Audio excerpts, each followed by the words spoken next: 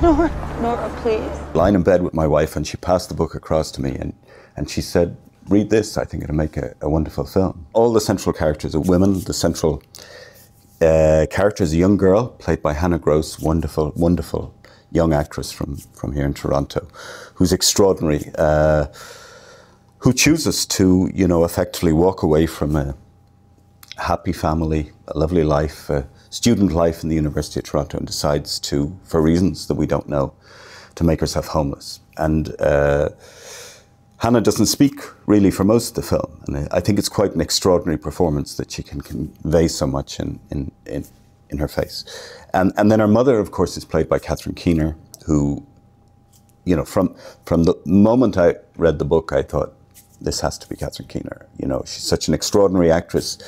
You know, there's never a false note with Catherine. I don't know what a typical mother would do in that. I don't know how typical that is, but I think it's probably happens way more often than you'd think.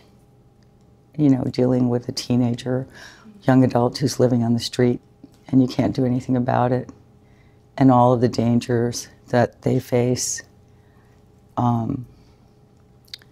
I don't know, and the sadness that ensues and the desperation and the siblings who are angry and lost, and they had looked up to their big sister and she kind of just disappeared.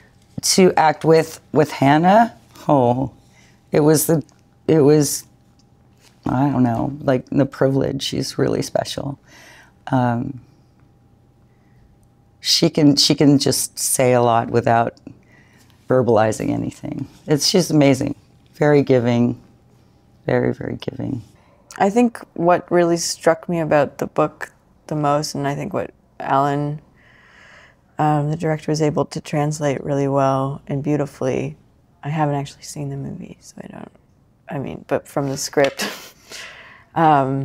is this openness to uncertainty, which I think is you know, pretty topical too, even though the book was written over 10 years ago, and that uncertainty is not a negative thing. Nora, what happened?